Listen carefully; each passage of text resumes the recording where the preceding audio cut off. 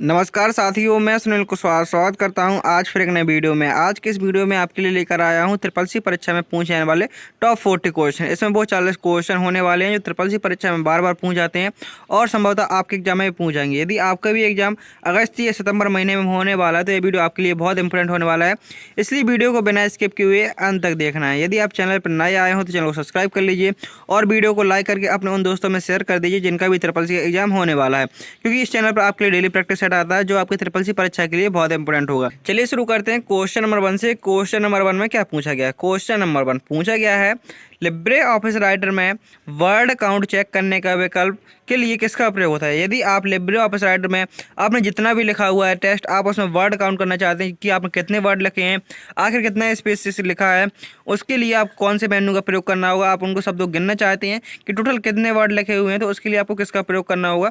तो Libre office writer में word count check करने के लिए कौन से विकल्प का प्रयोग होता है? उसके लिए आपका प्रयोग होता है टूल्स मेन्यू के अंदर आपको एक ऑप्शन मिलता है वर्ड काउंट का, और वहाँ से आप वर्ड को काउंट कर सकते हैं कि टोटल आपने कितने वर्ड लिखे हुए हैं, आपको एक साथ वहाँ पर देखने को मिल जाएगा। नेक्स्ट क्वेश्चन, क्वेश्चन नंबर 2 पूछा गया है, लिब्रे ऑफिस राइटर में बुक मार्क जोड़ने के लिए किस विकल्प का प्रयोग करते हैं? यदि आप लिब्रे ऑफिस राइटर में बुक मार्क को जोड़ना चाहते हैं उसके लिए किसका प्रयोग करेंगे? यदि आप लिब्रे ऑफिस राइटर में बुक मार्क को जोड़ना चाहते हैं उसके लिए आपको इंसर्ट टैब का प्रयोग करना होगा। कौन से टैब या कौन से मेन्यू का प्रयोग करना होगा? तो इंसर्ट मेन्यू का प्रयोग करना होगा और उसके अंदर आपको बुक मार्क का ऑप्शन मिल जाएगा। आप वहाँ से टेस्ट को बुक मार्क कर सकते हैं। इसका मतलब ये होता है कि आप किसी जगह पर उस टिक लगा देंगे और वो आपको टिक में मीनिंग जो लिखी है आप उस मीनिंग को लिख देंगे। जब आप अगली बार आएंगे तो वहाँ से आपको ढूंढना नहीं पड़ेगा, टेस्ट आपका डायरेक्ट वहाँ से आ जाएगा। नेक्स्ट क्वेश्चन पूछा गया है, लिब्रे ऑफिस राइटर में पेज नंबर जोड़ने के लिए कौन सा विकल्प सही है? तो लिब्रे ऑफिस राइटर में यदि आप पेज नंबर डालना चाहते हैं तो पेज नंबर डालने के लिए आपको किसका प्रयोग करना पड़ेगा? यदि आप लिब्रे ऑफिस राइटर में पेज नंबर डालना चाहते हैं, जैसे आपके काफ़ी पेज हैं, 10-15 पेज हैं, आप उन सभी में एक बार में पेज नंबर डालना चाहते हैं तो आप इंसर्ट पे जाएंगे और पेज नंबर पे जाकर वहाँ पर एक बार डाल देंगे पेज नंबर, तो आप जितने पेज आएंगे लेते जाएंगे उन सभी में पेज नंबर आपका इनपुट होता जाएगा। ये होता है पेज नंबर लेने के लिए किसका प्रयोग करते हैं? हम इंसर्ट मेन्यू का प्रयोग करते हैं। ये क्वेश्चन है आपके एग्जाम में इस प्रकार से पूछ जाते हैं, डायरेक्ट मेन्यू से पूछ जाते हैं। तो टोटल 11 मेन्यू होते हैं। यदि आप चाहें तो आप इंटरनेट पर सर्च करेंगे Libre office writer all menu, और ऑल मेन्यू के अंदर जो मेन्यू के ऑप्शन दिए रहते हैं, जैसे यहाँ पर दिया हुआ है पेज नंबर का ऑप्शन किस मेन्यू मिलता है, तो आपका ये मिल जाएगा आपका इंसर्ट मेन्यू में। जैसे अभी आपने देखा था जो वर्ड काउंट का ऑप्शन है किस मेन्यू मिलता है? वर्ड काउंट का ऑप्शन आपका टूल्स मेन्यू मिलता है। और जो सेव का ऑप्शन होता है वो किस मेन्यू मिलता है? वो फाइल मेन्यू मिलता है। आपसे मेन्यू से एक दो क्वेश्चन पूछ लिए जाते हैं तो आप उन मेन्यू को भी देख सकते हैं। नेक्स्ट क्वेश्चन पूछा गया है, लिब्रे ऑफिस राइटर में टेबल को जोड़ने की शॉर्टकट कुंजी क्या होती है? जो टेबल होती है उसको जोड़ने के लिए हम कौन सी कुंजी का प्रयोग करेंगे? ये क्वेश्चन आपको होमवर्क में मिला था शायद ऐसी क्वेश्चन कि लिब्रे ऑफिस राइटर में टेबल जोड़ने की शॉर्टकट कुंजी क्या होती है? तो टेबल को जोड़ने की शॉर्टकट कुंजी होती है Ctrl+F12। आप कंट्रोल के साथ F12 बटन प्रेस करते हैं तो आप लिब्रे ऑफिस राइटर में आसानी से टेबल को जोड़ सकते हैं। Next question, Libre office writer में लाइन स्पेसिंग बदलने के लिए कौन सा विकल्प प्रयोग किया जाता है? आप लिब्रे ऑफिस राइटर में लाइनों की स्पेस, जैसे ये टेस्ट लिखा हुआ है, ये लिखा, आप इनके बीच की लाइनों का स्पेस घटाना या बढ़ाना चाहते हैं उसके लिए आपको किसका प्रयोग करना होगा? तो लिब्रे ऑफिस राइटर में लाइन स्पेसिंग को बदलने के लिए कौन से विकल्प का प्रयोग होता है? तो वो होता है आपका फॉर्मेट के अंदर पैराग्राफ। ऑप्शन नंबर ए यहाँ पर आपका सही आंसर हो जाएगा।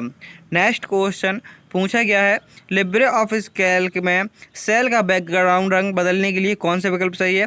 आप लिब्रे ऑफिस कैल्क में सेल का बैकग्राउंड बदलना चाहते हैं उसके लिए आपको कौन से मेन्यू का प्रयोग करना होगा? यदि आप लिब्रे ऑफिस राइटर में कोई सेल के बैकग्राउंड बदलना चाहते हैं उसके लिए सबसे पहले आप फॉरवर्ड मेन्यू पर जाएंगे और फॉरवर्ड मेन्यू पर जाने के बाद आप सेल को क्लिक करेंगे और सेल को सिलेक्ट करने के बाद आप वहां से बैकग्राउंड के कलर को चेंज कर सकते हैं उस सेल का। तो ऑप्शन नंबर ए यहाँ पर आपका सही आंसर हो जाएगा।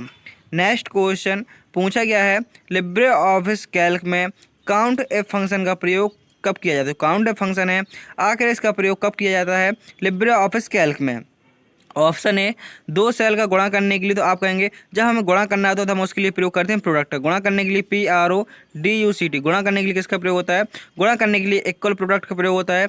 दी हुई कक्षों में दी हुई शर्त के आधार पर गिनने के लिए तो आपका आंसर होगा ऑप्शन नंबर बी, दी हुई शर्त के आधार पर गिनने के लिए किसका प्रयोग करते हैं, काउंट फंक्शन का प्रयोग करते हैं।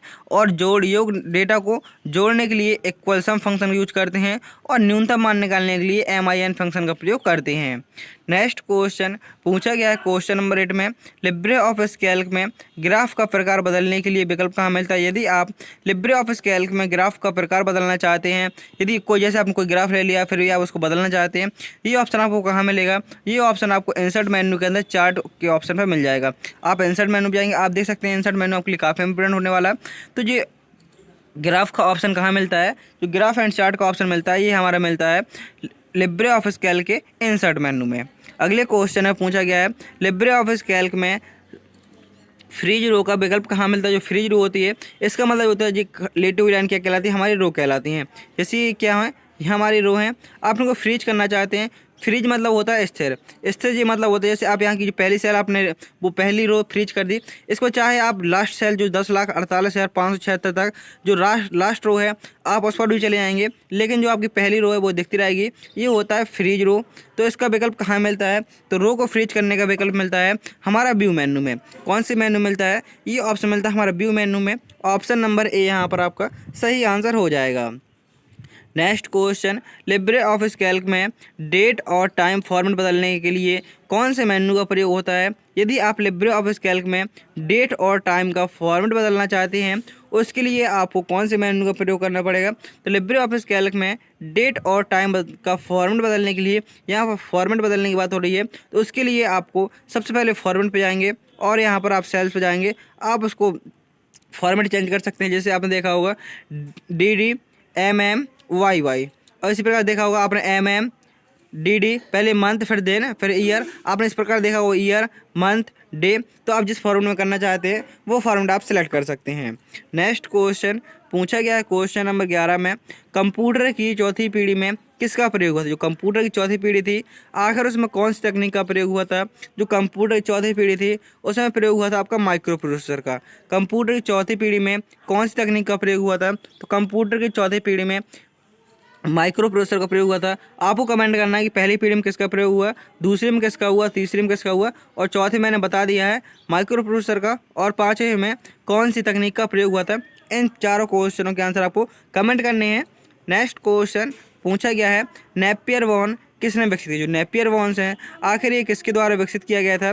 जो इसको विकसित किया था आपका जॉन नेपियर द्वारा। ये भी आपका एक कंप्यूटर है, नेपियर वॉन को किसके द्वारा विकसित किया गया था, तो आंसर हो जॉन नेपियर ने इसको विकसित किया था।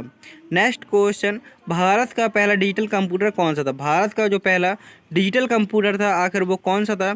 भारत का पहला जो डिजिटल कंप्यूटर था वो था आपका टैरफ, TIFRAC, टीफ्रैक, ये आपका भारत का पहला डिजिटल कंप्यूटर था। नेक्स्ट क्वेश्चन पूछा गया है, माइक्रोचिप का आविष्कार किसने किया। जो माइक्रोचिप होती है आखिर उसका आविष्कार किसके द्वारा किया गया था। रॉबर्ट नॉइस और Jeff Kilby, Charles Babbage, Dennis Ritchie या बिल गेट्स। माइक्रोचिप का आविष्कार किसने किया था। जो माइक्रोचिप है उसका आविष्कार किया गया था रॉबर्ट नॉइस और जैक किल्बी द्वारा माइक्रोचिप का आविष्कार किया गया था। अगले क्वेश्चन में पूछा गया है, आधुनिक कंप्यूटरों में प्रयोग की जाने वाली पहली प्रोग्रामिंग भाषा कौन सी थी। जो आधुनिक कंप्यूटर में प्रयोग की जाने वाली प्रोग्रामिंग भाषा थी आखिर वो कौन सी थी। कोबोल, फोजॉन, बेसिक या आपका मशीन भाषा। तो पूछा गया है आधुनिक कंप्यूटरों में प्रयोग की जाने वाली पहली प्रोसेसिंग भाषा कौन सी थी, तो वो थी आपकी फोर्ट्रॉन। ऑप्शन नंबर यहाँ पर आपका फोजॉन नहीं है, यहाँ पर फोर्ट्रॉन था। फोर्ट्रॉन यहाँ पर जा नहीं है, फुट्टा है, फोर्ट्रॉन।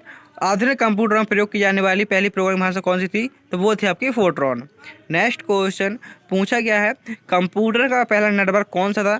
जो कंप्यूटर का पहला नेटवर्क था आखिर वो कौन सा था। आप यदि आपने पिछले वीडियो को नहीं देखा है तो मैंने उसकी लिंक वीडियो डिस्क्रिप्शन में दे रखी है, आप पिछली वीडियो देख सकते हैं। और साथ ही जो मैराथन क्लास हुई हैं उनकी भी लिंक मैंने वीडियो डिस्क्रिप्शन में दे रखी है, आप पिछली वीडियो की जो मैराथन क्लास हैं वो भी देख सकते हैं। और आपको नीचे कमेंट बॉक्स के बगल में एक हाइप का ऑप्शन आ रहा होगा, तो सभी स्टूडेंट को हाइप जरूर करना है। उसमें आपको जैसे हाइप का ऑप्शन आएगा आप उस पर क्लिक कर देंगे और वहाँ पे आपको क्लिक कर देना है, तो आपके भी पॉइंट्स उसमें ऐड हो जाएंगे। नेक्स्ट क्वेश्चन पूछा गया है, कंप्यूटर का पहला नेटवर्क कौन सा था। जो कंप्यूटर का पहला नेटवर्क था वो था आपका अर्पानेट। वो कौन सा था, वो था आपका अर्पानेट। अर्पानेट की फुल फॉर्म क्या होती है, तो अर्पानेट की फुल फॉर्म होती है advance research project agency network. ARPANET की फुल फॉर्म होती है advance research project agency network. ये आपकी ARPANET की फुल फॉर्म होती है। यह कंप्यूटर का पहला नेटवर्क था। ऑप्शन नंबर ए यहाँ पर आपका सही आंसर हो जाएगा। नेक्स्ट क्वेश्चन है, पूछा गया है दुनिया का पहला लैपटॉप कौन सा था। जो दुनिया का पहला लैपटॉप था आखिर वो कौन सा था। जो दुनिया का पहला लैपटॉप था वो था आपका OS Born 1। OS Born 1 यह दुनिया का पहला लैपटॉप माना जाता है। ऑप्शन नंबर बी यहाँ पर आपका सही आंसर हो जाएगा। नेक्स्ट क्वेश्चन पूछा गया है एप्पल कंपनी का पहला उत्पाद कौन सा था। जो एप्पल कंपनी है आखिर इसका पहला उत्पाद कौन सा था, तो वो था आपका एप्पल 1। ऑप्शन ए यहाँ पर आपका सही आंसर होगा। कंप्यूटर विज्ञान में ट्यूरिंग टेस्ट का प्रयोग किसके लिए होता है। जो ट्यूरिंग टेस्ट होता है आखिर इसका प्रयोग किसके लिए होता है। कंप्यूटर विज्ञान में जो ट्यूरिंग टेस्ट होता है इसका प्रयोग होता है कृत्रिम बुद्धिमत्ता की जांच के लिए। कृत्रिम बुद्धिमत्ता की जांच के लिए किसका प्रयोग होता है, तो कृत्रिम बुद्धिमत्ता की जांच के लिए किसका प्रयोग होता है, तो ट्यूरिंग टेस्ट होता है। ऑप्शन नंबर ए यहाँ पर आपका सही आंसर हो जाएगा। नेक्स्ट क्वेश्चन, पहला सर्च इंजन कब लॉन्च हुआ था। जो पहला सर्च इंजन है आखिर ये कब लॉन्च हुआ था। जो पहला सर्च इंजन है यह आपका सन 1990 में लॉन्च हुआ। पहला सर्च इंजन कब लॉन्च हुआ, जो पहला सर्च इंजन था यह आपका सन 1990 में लॉन्च हुआ। पूछा गया है IBM का पहला पर्सनल कंप्यूटर कौन सा था। जो IBM का पहला पर्सनल कंप्यूटर था आखिर वो कौन सा था, तो जो IBM का पहला पर्सनल कंप्यूटर था वो था आपका IBM 5150। IBM का पहला पर्सनल कंप्यूटर कौन सा था, तो वो था आपका IBM 5150। यह IBM का पहला पर्सनल कंप्यूटर था। नेक्स्ट क्वेश्चन पूछा गया है भारत में इंटरनेट सेवाएं कब शुरू हुई। जो भारत में इंटरनेट सेवाएं हैं आखिर ये कब से शुरू हुई, 1991 से 1995, 1977 या 1999। भारत में इंटरनेट सेवाएं कब से शुरू हुई, तो आंसर होगा सन 1995। भारत में इंटरनेट सेवा कब से शुरू हुई, तो भारत में इंटरनेट सेवाएं ये हुई थी शुरू 1995 से। लगभग कितने साल पहले, तो आपके वर्तमान 2025 चल रही है, मात्र अभी 30 साल हुए हैं जब 30 साल पहले ही भारत में इंटरनेट सेवाएं शुरू हुई हैं। नेक्स्ट क्वेश्चन पूछा गया है दुनिया का पहला वेब ब्राउज़र कौन सा था। जो दुनिया का पहला वेब ब्राउज़र है आखिर वो किसे माना जाता है। जो दुनिया का पहला वेब ब्राउज़र था वो था आपका वर्ल्ड वाइड वेब। दुनिया का पहला वेब ब्राउज़र कौन सा माना जाता है, तो वो माना जाता है आपका वर्ल्ड वाइड वेब। अगले क्वेश्चन है, पूछा गया क्वेश्चन नंबर 24 में पहला स्मार्टफोन कब लॉन्च हुआ। जो पहला स्मार्टफोन है आखिर ये कब लॉन्च हुआ था। जो पहला स्मार्टफोन है ये आपका सन 1992 ईस्वी में लॉन्च हुआ। पहला स्मार्टफोन सन 1992 ईस्वी में लॉन्च हुआ। अगले क्वेश्चन है, पूछा गया है पहला कंप्यूटर वायरस। जो पहला कंप्यूटर वायरस है आखिर वो कौन सा था। जो पहला कंप्यूटर वायरस है वह क्रीपर था। यह किस सिस्टम को प्रभावित करता था, यह ARPANET को प्रभावित करता था। जो क्रीपर वायरस था, तो आपसे पूछ सकता है जो पहला कंप्यूटर वायरस कौन सा था। जो पहला कंप्यूटर वायरस था वो था क्रीपर, और यह किस सिस्टम को प्रभावित करता था, तो यह ARPANET को प्रभावित करता था। किसको प्रभावित करता था, ARPANET को यह प्रभावित करता था। नेक्स्ट क्वेश्चन, नेटवर्क में हब का कार्य क्या है। जो नेटवर्क है आखिर इसमें हब का क्या कार्य होता है। जो नेटवर्क होता है उसमें हब का कार्य होता है डेटा पैकेट को रिसीव करना और उसको फॉरवर्ड करना। पहले हब क्या करेगा, जो डेटा पैकेट है उसको रिसीव करेगा और उसके बाद क्या कर देगा, उसको आगे की ओर फॉरवर्ड कर देगा। अगले क्वेश्चन में पूछा गया है कौन सी मशीन पहली बार डेटा प्रोसेसिंग के लिए बनी थी। तो डेटा प्रोसेसिंग के लिए कौन सी मशीन पहली बार बनी थी, punch card machine, difference engine, analytical engine या हार्वर्ड मार्क 1। तो आपका आंसर होगा जो डिफरेंस इंजन था यह पहली बार डेटा प्रोसेसिंग के लिए बनी थी। ऑप्शन नंबर यहाँ पर आपका बी सही आंसर होगा। नेक्स्ट क्वेश्चन पूछा गया है कंप्यूटर विज्ञान में बेसिक का पूरा नाम क्या है। जो बेसिक होता है आखिर इसकी फुल फॉर्म क्या होती है। जो बेसिक होता है इसकी फुल फॉर्म होती है beginners all purpose symbolics instruction code. BASIC की फुल फॉर्म होती है beginners all purpose symbolics instruction code. ये आपकी बेसिक की फुल फॉर्म होती है। इस फुल फॉर्म को आप याद कर लीजिए, आपके लिए काफ़ी इंपॉर्टेंट होगी, beginners all purpose symbolics instruction code. अगले क्वेश्चन है, पूछा गया क्वेश्चन नंबर 29 में पास्कल प्रोसेसिंग भाषा का नाम किस पर आधारित है। जो पास्कल प्रोसेसिंग भाषा है आखिर इसका नाम किस भाषा पर आधारित है, तो वो है आपका ब्लेज पास्कल। ऑप्शन ए यहाँ पर आपका सही आंसर होगा। पास्कल प्रोग्रामिंग भाषा का नाम किस पर आधारित है, तो वो है आपका ब्लेज पास्कल के नाम से। तो ऑप्शन नंबर ए यहाँ पर आपका सही आंसर हो जाएगा। अगले क्वेश्चन में पूछा गया है पहला ग्राफिक्स आधारित ऑपरेटिंग सिस्टम कौन सा था? जो पहला ग्राफिक्स आधारित ऑपरेटिंग सिस्टम था आखिर वो कौन सा था? MS DOS, मैकिन्टॉश, विंडो 1 या आपके जीरोक्स अल्टो। तो पहले ग्राफिक्स आधारित ऑपरेटिंग सिस्टम कौन सा था? जो पहला ग्राफिक्स आधारित ऑपरेटिंग सिस्टम था उसका नाम था जीरोक्स अल्टो। ऑप्शन डी यहाँ पर आपका सही आंसर होगा। नेक्स्ट क्वेश्चन में पूछा गया है कौन सी तकनीक ने ऑप्टिकल डिस्क को बदल दिया? ऑप्टिकल डिस्क को कौन सी तकनीक बदल दिया? तो वो है आपकी ब्लू रे। जो ब्लू रे डिस्क है इसने आपकी ऑप्टिकल डिस्क को बदल दिया। नेक्स्ट क्वेश्चन में पूछा गया है किस पीढ़ी के कंप्यूटर को आर्टिफिशियल इंटेलिजेंस से जोड़ा गया? मीन्स कौन सी पीढ़ी के कंप्यूटर थे जिसमें हमारे आर्टिफिशियल इंटेलिजेंस तकनीक का प्रयोग हुआ, जिसको हम कहते हैं AI। AI का फुल फॉर्म क्या होता है? तो AI का फुल फॉर्म होता है आर्टिफिशियल इंटेलिजेंस। तो किस पीढ़ी कंप्यूटर में हमारा AI का प्रयोग हुआ, आर्टिफिशियल इंटेलिजेंस तकनीक का प्रयोग हुआ? तो वो थी आपकी 5वीं पीढ़ी। वो कौन सी पीढ़ी थी? वो 5वीं पीढ़ी थी। मैंने आपसे क्वेश्चन किया था जो कंप्यूटर की पहली पीढ़ी थी आखिर उसमें कौन सी तकनीक का प्रयोग हुआ था? जो कंप्यूटर की पहली पीढ़ी थी, पहली पीढ़ी में वैक्यूम ट्यूब का प्रयोग हुआ था, दूसरी पीढ़ी में ट्रांजिस्टर का प्रयोग हुआ था, तीसरी पीढ़ी में IC चिप का प्रयोग हुआ था, चौथी पीढ़ी में माइक्रो प्रोसेसर का प्रयोग हुआ और 5वीं पीढ़ी में किसका प्रयोग हुआ? तो 5वीं पीढ़ी में AI का प्रयोग हुआ। तो आपको पाँचों को याद रखना है। पहली पीढ़ी में वैक्यूम ट्यूब तकनीक का प्रयोग हुआ था, दूसरी पीढ़ी में ट्रांजिस्टर का प्रयोग हुआ था, तीसरी पीढ़ी में IC चिप जिसको इंटीग्रेटेड सर्किट बोला जाता है, चौथी पीढ़ी में माइक्रो प्रोसेसर का प्रयोग हुआ और जो 5वीं पीढ़ी है उसमें किसका प्रयोग हुआ? उसमें आपका AI जिसको आर्टिफिशियल इंटेलिजेंस कहते हैं इसका प्रयोग हुआ। नेक्स्ट क्वेश्चन पूछा गया है control plus alt plus delete command किसके लिए डिजाइन किया गया है? मीन्स किसने डिजाइन किया गया है? जो control plus alt plus delete command है आखिर इसको डिजाइन किया किसने किया? तो इसको डिजाइन किया गया था डेविड ब्रेटली के द्वारा इसको डिजाइन किया गया था। ऑप्शन बी यहाँ पर आपका सही आंसर होगा। नेक्स्ट क्वेश्चन पूछा गया है पहला सफल ऑपरेटिंग सिस्टम कौन सा था? जो पहला सफल ऑपरेटिंग सिस्टम था आखिर वो कौन सा था? MS DOS, यूनिक्स, लाइनेक्स या विंडो 95। जो पहला सफल ऑपरेटिंग सिस्टम था वो कौन सा था? जो पहला सफल ऑपरेटिंग सिस्टम था वो था आपका यूनिक्स। ऑप्शन नंबर बी यहाँ पर आपका सही आंसर होगा। नेक्स्ट क्वेश्चन PDF का पूरा नाम क्या होता है? आप किसी से कुछ ही मांगते हैं तो डायरेक्ट आप कहते हैं हमें जो कुछ भी है उसको PDF में दीजिए। कोई फोटो है उसको PDF में कन्वर्ट कर दीजिए, क्योंकि उससे क्या होता है क्वालिटी घटती है। आप MS वर्ड में कुछ डॉक्यूमेंट बनाते हैं उसको आप PDF मांगते हैं। बीच कुछ भी आप काम करते हैं और आपको शेयर करना होता है तो आप अधिकतर यही कहते हैं कि हमें PDF में भेज दीजिए। आखिर PDF का फुल फॉर्म क्या होता है? तो PDF का फुल फॉर्म होता है पोर्टेबल डॉक्यूमेंट फॉर्मेट। PDF का फुल फॉर्म क्या होता है? तो PDF का फुल फॉर्म होता है portable document format. Option number A यहाँ पर आपका सही आंसर होगा। नेक्स्ट क्वेश्चन है नेटवर्क का सबसे छोटा भाग क्या होता है? नेटवर्क होता है आखिर इसका सबसे छोटा भाग क्या होता है? जो नेटवर्क होता है उसका सबसे छोटा भाग होता है पैन का फुल फॉर्म होता है पर्सनल एरिया नेटवर्क। यहाँ पर आपका ए ऑप्शन सही हो जाएगा। पहले नंबर पे क्या आता है? आपका पैन आता है जिसका फुल फॉर्म होता है पर्सनल एरिया नेटवर्क। दूसरे नंबर पे आता है लैन का फुल फॉर्म होता है लोकल एरिया नेटवर्क। तीसरे नंबर पे आता है मैन का फुल फॉर्म होता है मेट्रोपॉलिटन एरिया नेटवर्क। और चौथे नंबर पे आता है आपका वैन का फुल फॉर्म होता है वाइड एरिया नेटवर्क। जो नेटवर्क का सबसे छोटा भाग होता है वो होता है आपका पैन पर्सनल एरिया नेटवर्क। लैन का full form local area network और मैन का फुल फॉर्म होता है मेट्रोपॉलिटन एरिया नेटवर्क। और जो आपका सबसे बड़ा होता है भौगोलिक स्तर पर वैन का फुल फॉर्म होता है वाइड एरिया नेटवर्क।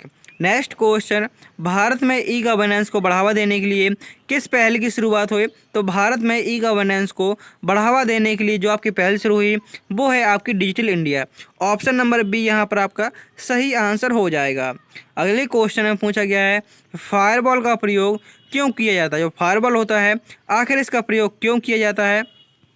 नेटवर्क सुरक्षा के लिए, डेटा एन्क्रिप्शन के लिए, पासवर्ड सुरक्षा के लिए, ये प्रोग्रामिंग के लिए।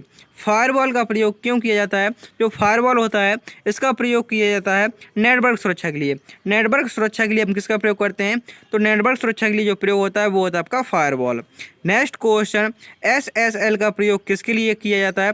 जो SSL होता है आखिर इसका प्रयोग किसके लिए होता है? जो SSL होता है इसका प्रयोग होता है वेबसाइट को सुरक्षित करने के लिए। वेबसाइट को सुरक्षित करने के लिए किसका प्रयोग करते हैं? तो वेबसाइट को सुरक्षित करने के लिए SSL का प्रयोग करते हैं जिसका फुल फॉर्म होता है सिक्योर सॉकेट लेयर। SSL का फुल फॉर्म क्या होता है? तो SSL का फुल फॉर्म होता है सिक्योर सॉकेट लेयर। और हम वेबसाइट को सुरक्षित करने के लिए SSL का प्रयोग करते हैं। एंड ये आपका लास्ट क्वेश्चन नंबर 40 है, जिसमें पूछा गया है ई गवर्नेंस में B2B का अर्थ क्या। जो ई गवर्नेंस है, आखिर इसमें B2B का अर्थ क्या है। जो ई गवर्नेंस है, इसमें B2B का अर्थ क्या होता है। Option A government to business, government to blogger, government to bank या गवर्नमेंट टू ब्रांड। तो यहाँ पर आपका जो 40वां क्वेश्चन है, इसका आंसर आप सभी को कमेंट करना है। COMMENT, आप सभी को इसका आंसर कमेंट करना है। उम्मीद करता हूं कि आपको वीडियो पसंद आया होगा। यदि आपने वीडियो को अभी तक लाइक नहीं किया तो वीडियो को लाइक करके चैनल को सब्सक्राइब कर लीजिए और अपने उन दोस्तों में भी शेयर कर दीजिए जिनका भी SSC का एग्जाम होने वाला है। मिलते हैं नेक्स्ट वीडियो में।